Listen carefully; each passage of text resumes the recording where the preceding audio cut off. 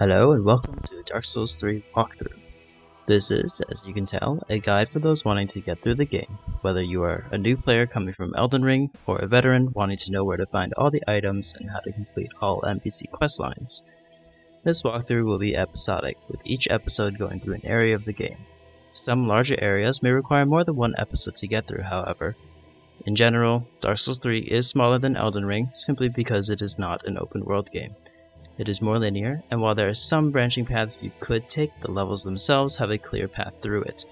You might be able to think of it like a bunch of Elden Ring's legacy dungeons strung together. Like if Stormveil Castle was followed immediately by Raya Lucaria Academy, which then immediately went to Leyndell Capital, all with no open world in between. Each individual part will come in 4 main sections, the first being a very deliberate, "this is the way forward, do not get distracted" guide, where I only show the path forward through the area, not stopping to kill enemies, talk to NPCs, or collect items, unless it is absolutely necessary to progress. The second section is the more in-depth guide and is more akin to how I actually play. It will show, hopefully, all the items, NPC questlines, and shortcuts. Next, I talk about how to beat the boss of the area. This includes the general guide and any tips or tricks to the boss fight.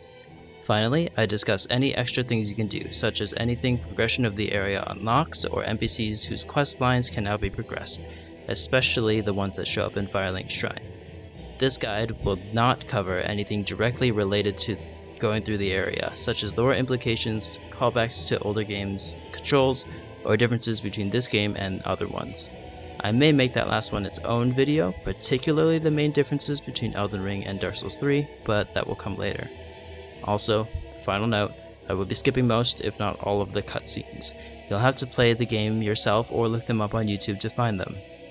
I need to stress that this walkthrough is not supposed to be watched before you've attempted an area.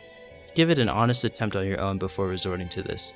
The series is meant to be one that you turn to if you get stuck or if you've completed an area and are wondering what you've missed. I will say it again, try to play through the area before you watch that area's corresponding walkthrough. Now that is done, let's get into the main part of this walkthrough. To start off, we need to create a new character. I'll just skip the intro cutscene. Yeah. So here's the character creator. I'll name my character Tour Guide, because why not? For the gender, you can pick male or female. Neither of them have any tangible effects on the gameplay, but an NPC named Henri of Astora will always be the gender your character is not. It still does not affect their questline in any way. The only difference is that a different voice actor will voice them depending on their gender, and their character model will be different as well. In this case, I chose male. Age has 3 choices, all do not affect the gameplay in any way and are only cosmetic. There are 10 classes. If you're new to the series or are unsure of your skill, choose the Knight class. Its starting equipment is very suited for people new to the series. It starts with a decent armor set, shield, and sword. The Mercenary class is what you want to pick if you know you're going to play a character with high dexterity. It starts with dual curved swords, known as the Sellsword Twin Blades, and a decent shield. Side note, the Sellsword Twin Blades are one of the meta weapons and are quite reliable, especially with a Dexy build. The Warrior is what you want to pick if you're going for a strength build. It starts with an axe and a shield. The Herald is one that you want to pick if you want a faith build that can also wield weapons. It has decent starting strength and dexterity and is all around really good. The only downside is that the intelligence is low, so don't pick this if you want to cast sorceries. The Thief is, in my opinion, maybe the worst class to pick when starting out. If you know that you want to level dexterity, you would pick the Mercenary. The main drawback of the Thief is that it has 14 levels in luck, a stat that governs item drop rates and bleed/poison damage. I find that luck is something you don't level up. You only respec for it if you want to farm for a certain item, in which case you respec back to your old stats once you get the item that you want. However, Thief is not a terrible starting class, just a suboptimal one.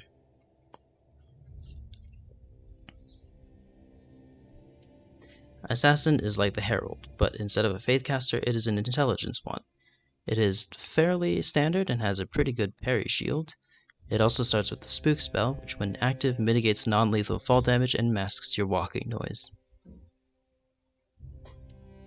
The Sorcerer is obviously meant for those wanting to make a Sorcerer build. It starts with 2 standard sorcery spells and a ring that boosts their damage. Other than its high intelligence, attunement, and dexterity, it is pretty low in every other stat, making it a glass cannon. The Pyromancer is obviously for Pyromancers. It starts with the standard Pyromancy and the corresponding power boosting ring. It has even levels of intelligence and faith, as Pyromancies require both in this game. The Cleric is the class for those that want to make a pure faith build. It starts with a basic heal spell and the Force spell, which pushes foes back without dealing damage. There are some damaging miracles. The faith spells are known as miracles, but you find all of them later in the game. As a side note, the NPC known as Patches has extra dialogue if you choose this starting class. However, it is a sneering negative dialogue, so only choose this class if you can bear the brunt of his insults. The last class is the only one that starts at level 1, the Depraved. It has 10 in all stats and starts with naught but a loincloth, a club, and a board for a shield. This is the class to pick if you want a bit more of a challenge at the start, or if you want to spec into multiple other stats that the other classes don't start with. In this case, I choose this class, as it is a nice blank slate to build any character on. A side note, all of these items that each class starts with can be retrieved elsewhere in the game. Also, due to the leveling system, if you pick a class and end up regretting it later, you can always just level up the stat you would rather have, or readjust your levels at Rosaria in the Cathedral of the Deep. For example, if you start with a warrior class, but then decide you want to become a miracle build later on in the game, you just need to stop putting levels into strength and start putting levels into attunement and faith. It's that simple. Respecking only allows you to trade out levels you've already claimed for other stats. The Burial Gift is it only has a minor effect at the start of the game, and mostly nothing beyond that. The Life Ring is a ring that gives you a small bonus to your health. It generally won't affect combat, but it might mean the difference between surviving a hit with 2 HP and dying. The Divine Blessing is a consumable that completely restores your health to full. There are only a limited amount of them per game, but you can always get more by receiving them from other players or by going to New Game Plus. The Hidden Blessing is like the Divine Blessing, but for FP, which is the mana system in Dark Souls 3, and also Elden Ring. The Blackfire Bomb is a consumable that you can throw at enemies to do alright damage. This Burial Gift gives you 5 right off the bat. The Fire Gem is useless at the immediate start of the game, but once you reach Firelink Shrine, it allows you to infuse your weapon with fire, making it deal less physical damage and more fire damage. The Sovereignless Soul is a consumable that gives you 2,000 souls, about enough for 2 levels at the start of the game. The Rusted Gold Coin raises your item discovery stat by a considerable amount for a minute. It is also a limited item, with only a certain amount available to the player per new game cycle, but as it isn't used for too much, you don't really need to worry about hoarding them.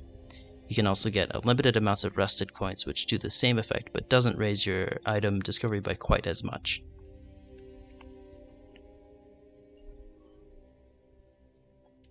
The Cracked Red Eye Orb allows you to invade other online players, once per orb. There is a way to get more later in the game, as well as an unlimited use one.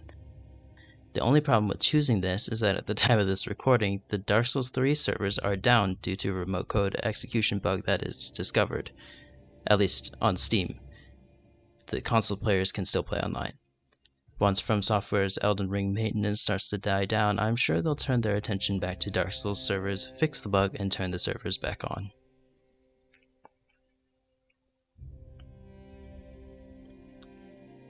The last item is the Young White Branch. This allows you to disguise yourself as different objects from the nearby area. It only works on invaders, however. PvE enemies see right through your cunning ruse. It isn't stated explicitly, but in one of the early game areas, there is a giant that shoots arrows on a battlefield, damaging all that get hit. Talk to him, and he gives you a special Young White Branch, which makes you immune to his arrows.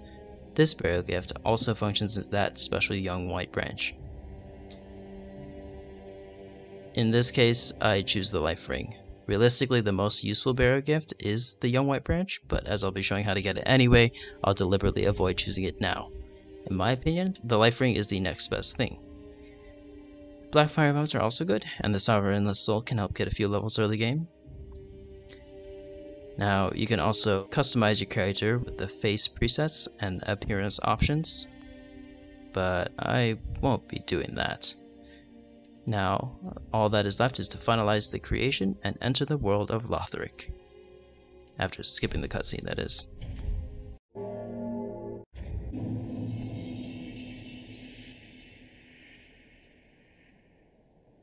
You'll notice that the controls are similar to other From Software titles. You have a light attack, a heavy attack that can be charged, a block if you have a shield, and a weapon art. Most weapon arts consume a bit of your FP, which is the blue bar under your health.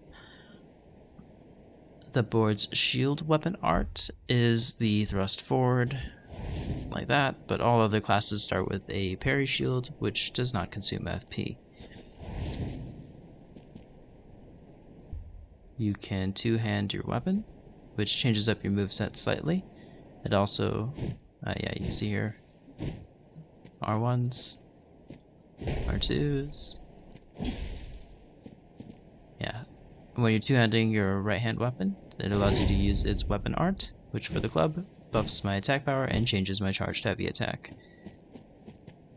You can run, you can jump, and you can roll. There's the rolling. All of those actions consume stamina. And you don't jump high, however. And you also need to be running in order to jump. Luckily, there aren't that many places that require parkour to get through, and the level design seems to be aware of how limited the player's jumping ability is.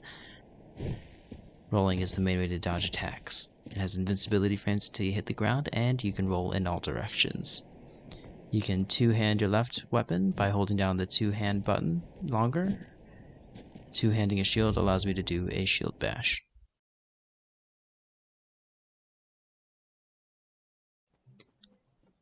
Coming up upon the first enemy, you'll notice that blocking attacks only reduces incoming damage and consumes your stamina.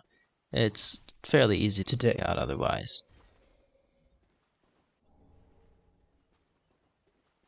The second enemy is much of the same.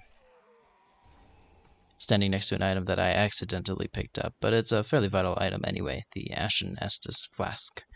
Now run forward, and either kill or run past the crossbow guy.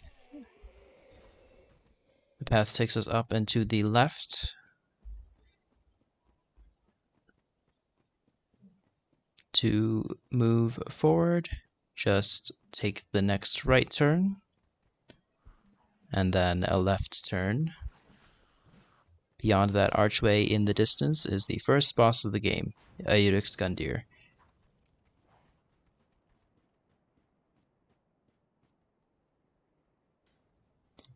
Just remove the sword to begin the fight.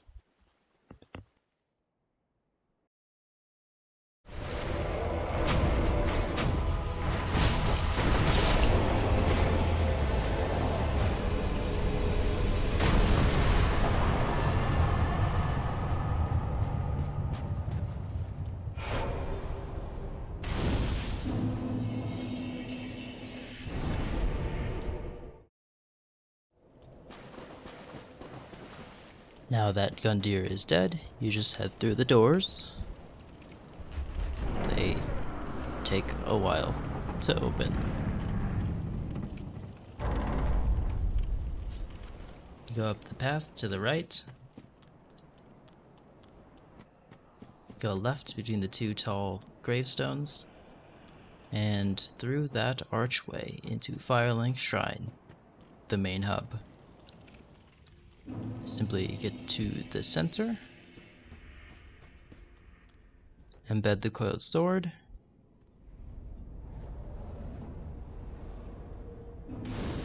sit at the newly created bonfire, and warp to the second area, the High Wall of Lothric.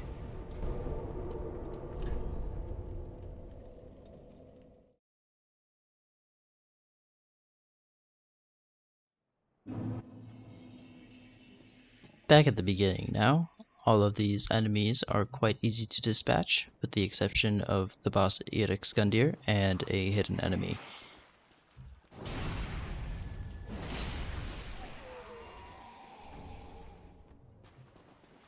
If we go to the left here, there's a soul item. Back to the fountain, there's this Ashen Estus flask that I accidentally already picked up. Just kill the hollow. Yep. To the left, there is another hollow.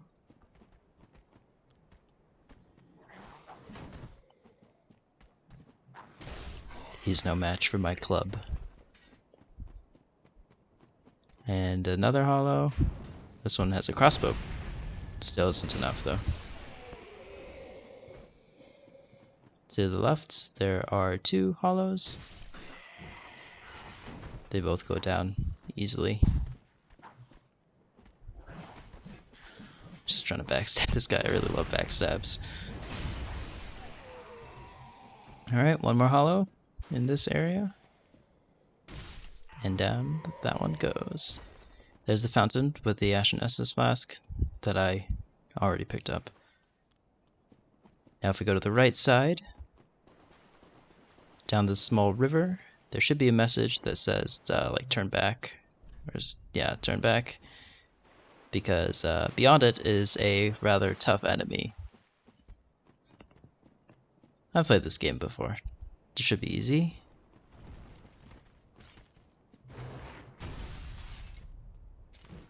Good dodge.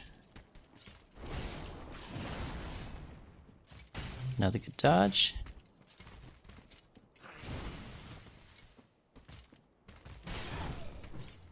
Oh, and critical hit.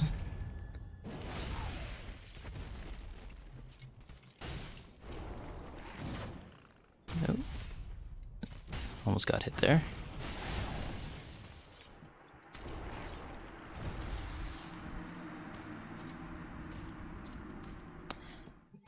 That's alright. That's alright. I should get it the second time.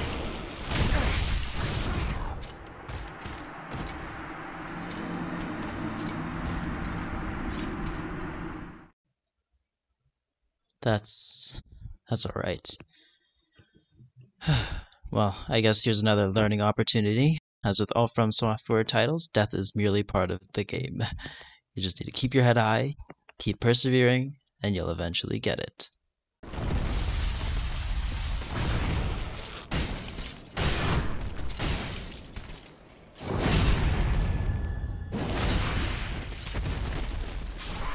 There we go, first try. I realize, after recording, that I forgot to pick up an item here. It's just a Soul of an Unknown Traveler, that's all. Anyway, if we just go back to the fountain, we can move forward. I'm low on health as you can tell, but that's fine. There will be a bonfire up ahead where we can go heal up. Just unequip the shield. It's not been useful.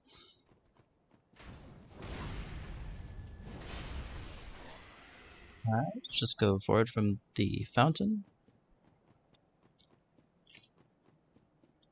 Go up and to the left.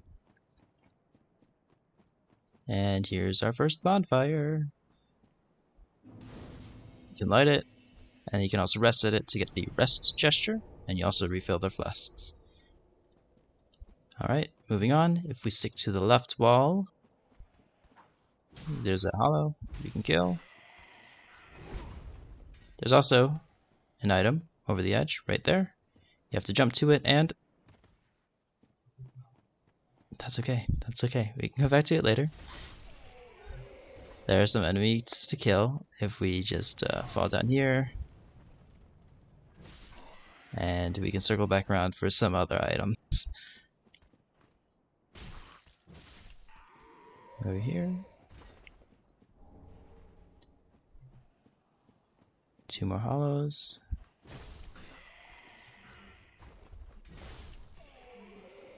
Another hollow here around the corner. Now the path leads down into the left, but there are some hollows at the bottom that we can easily just plunging attack if we peek over the edge. Right there. Down that one goes, and down the one of the crossbow goes, and over here are 5 fire bombs. Don't forget to grab the loot from the enemies, if there are any.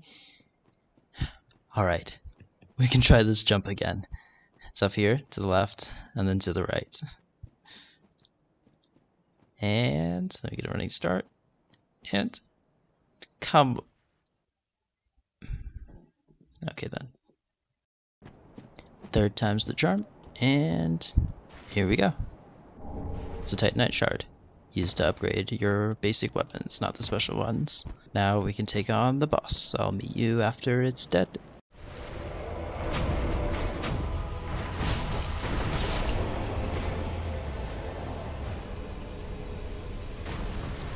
There we go, coiled sword obtained. Now we can rest here and continue on.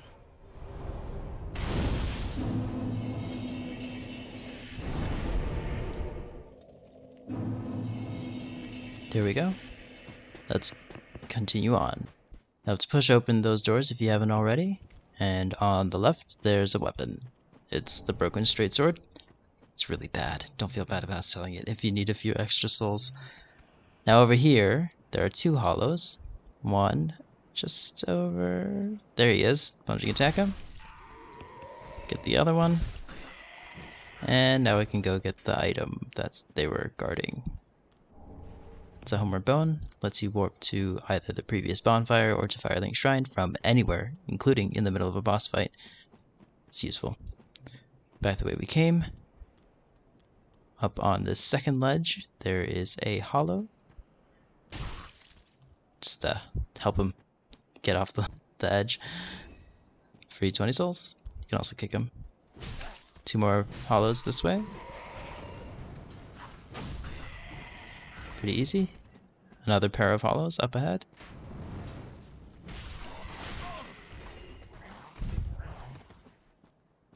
Also, easy to dispatch. Okay, through that archway is Firelink Shrine. Go in there and embed the coiled sword if you haven't, because this next part is going to be a bit tricky. Well, part after this. You have to kill these 2 hollows. There is a shield on a tree that will, when you go near it, it will activate those 2 hollows and they'll become hostile, so it's easier to take care of them while they're not active. Go back behind the hollows and there's an ember.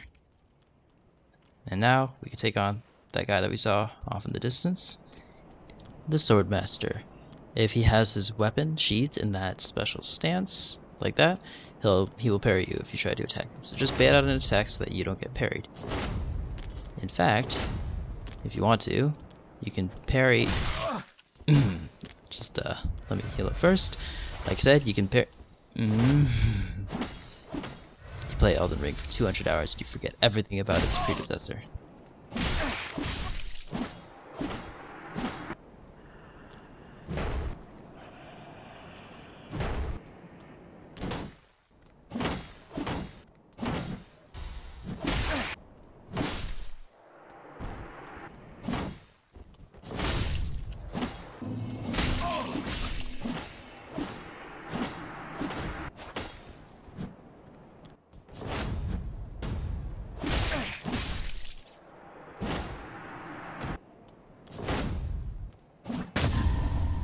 Easy. Not really. I'm getting tired of failing to parry him. He's in. If we go down... Okay, if we go where he is now, we can cheese him off the ledge, but he is... I'm supposed to be down there. Come on. Wait a second. Is he stuck? Let's see if I can hit him without him hitting me. This might be another way to cheese him. Not the one I thought of. Maybe if I go down here, maybe a heavy attack will work. Let me just line it up right.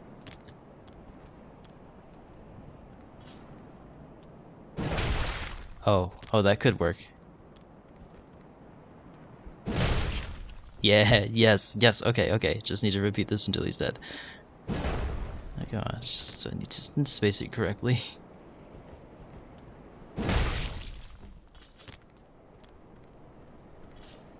And yep.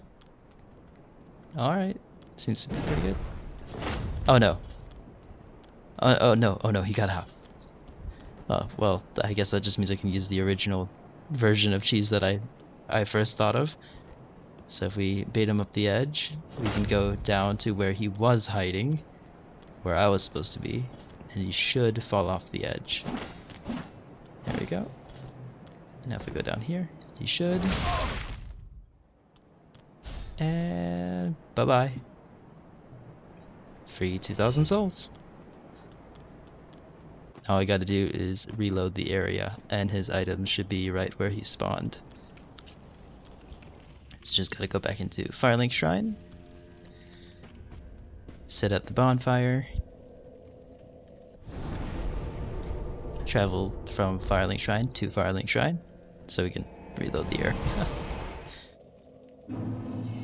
And he should be, or at least his item should be up there. Just gotta wait for this fog wall to dissipate.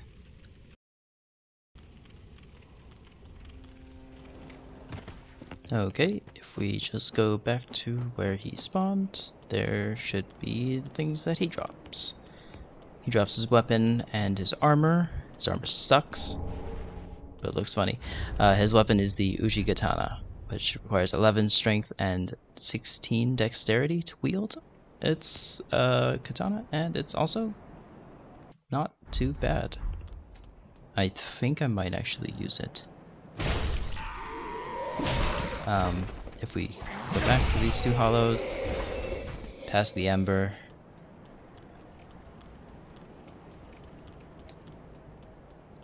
we look over the edge, there should be a dog right here beside the tree. Plunging attack to kill it. Okay, and then over here is the item, an ember, also useful. Embers give you an extra bit of health and also restores any damage you've taken, but you can only be used once until you die. You also get embered after killing a boss. If you go up here and to the right, there's a giant tree seed which lets enemies attack invaders, and there is the soul item. There's also a glitch here known as the tree jump. If you manage to like jerk your character around and jump when you're at the peak height of the trunk, you can make it onto the rooftop. Come on, I can do this. There you go. Up here is the homeward bone, and on the right over here is a archway that leads inside. We'll go back there later, don't worry about it. You can normally get up here, but you get access to that later in the game if you don't do the glitch. But there is a very valuable ring and another very valuable item that we can get from going up here. So if we head to the back of Firelink Shrine, there is a crystal lizard, which when killed will drop a twinkling titanite, which is used to upgrade the special weapons, like boss weapons and stuff like that. There it goes. Now you can either go back around to the right, like counterclockwise, or you can just do the tree jump again like I did. And now is when we'll go inside of that archway. Up ahead is a crow that you can trade items with, but we'll do that after getting this item. The item over here is an Estus shard, which you can give to the blacksmith to give you another Estus flask to drink from. Right away, there are some items we can trade with. I was lucky enough to get a Cleric's Sacred Chime from a hollow, which we can use to get the Help Me carving. There's also an illusory wall there, but I remember that we can actually trade something else, which is a Homeward Bone. That will get us the Iron Bracelets, part of the armor set for Solaire of Astora, who's actually not in this game, but he comes from Dark Souls 1. You might have noticed that also the first time you trade with the crow, you get a gesture, and if you fail a trade, or like if a trade isn't in the game, like embers don't trade for anything. That's what you see. Anyway, if we go past the illusory wall, down the rafters, down here, there's a chest, and inside of it is the covetous silver serpent ring, which is very useful. It increases the amount of souls you get when an enemy dies.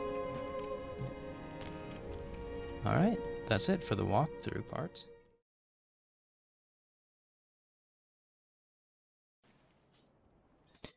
Alright, you start out the fight by pulling out the sword, and he'll come to life. You can whack on him.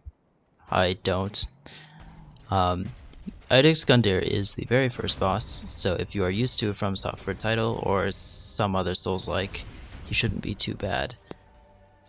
He can be parried, or at least all of his glaive attacks can be parried. If you chose the deprived class like I did, you have to unequip your weapon in order to use your offhand parry. Other than that, if you have a parry shield, it's as easy as just tapping the button. He has a phase 2. It's a little bit harder to parry him for this, so my recommendation is to just go behind him, be wary of jump attacks. He also has a tail swipe. Just wail on him until he dies. He shouldn't be too bad for a Souls boss. And there he goes. He doesn't have any particularly notable weaknesses or resistances, so just go at it until he dies.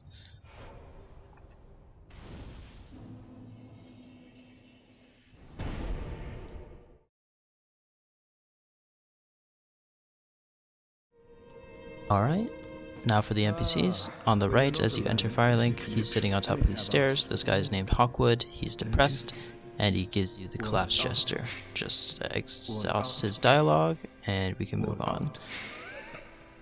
Up here, if we go up, past the main throne, jump down a bit to the left. Sitting on one of the smaller ones is Lilith of Courland. He talks to us now, and doesn't give us anything yet. But he's a nice dude. Just exhaust all of his dialogue.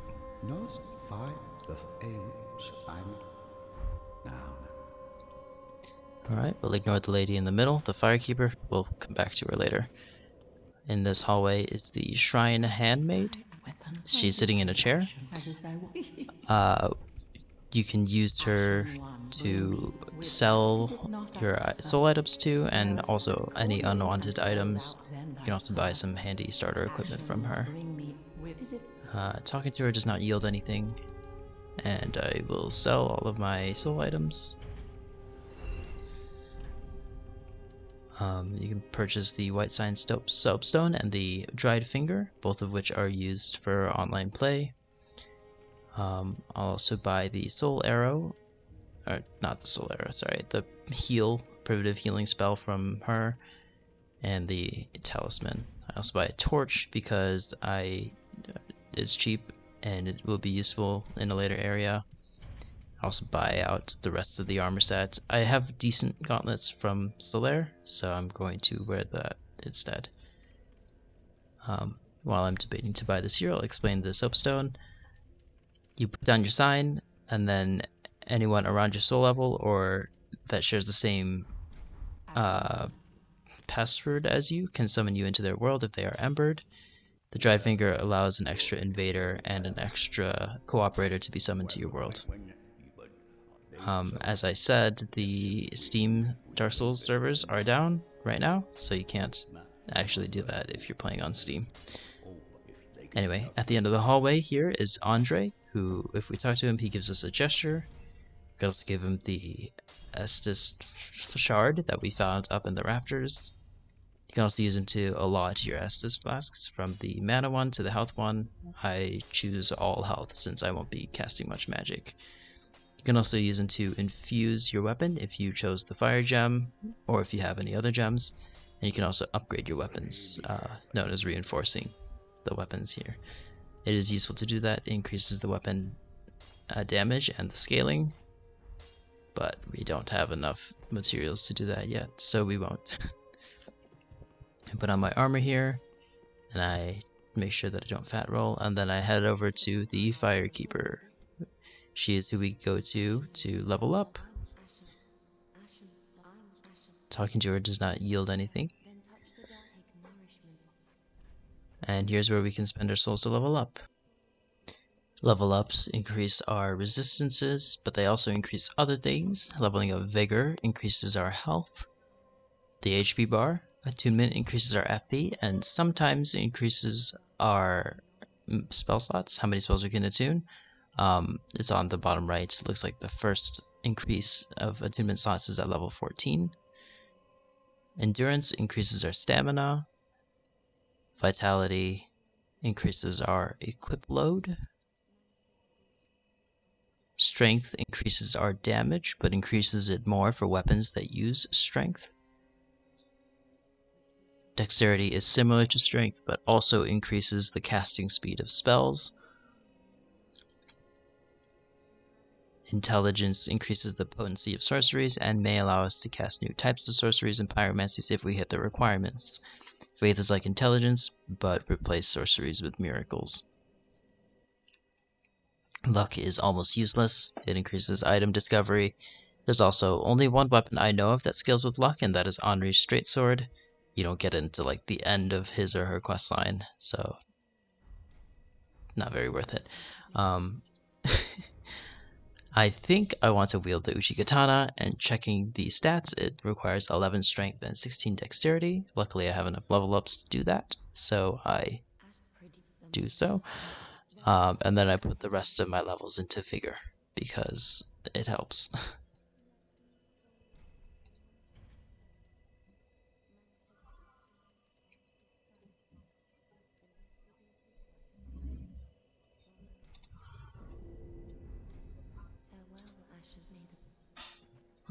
Alright, then I just unequip the club and equip the Uchigatana, test it out. That seems pretty good.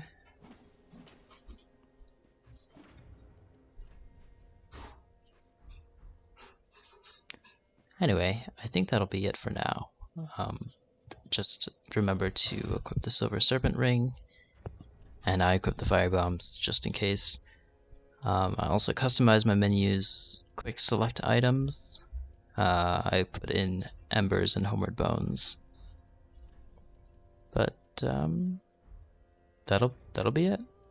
Yeah, after I do that, I will end the video there. So goodbye, and I'll see you for the next episode.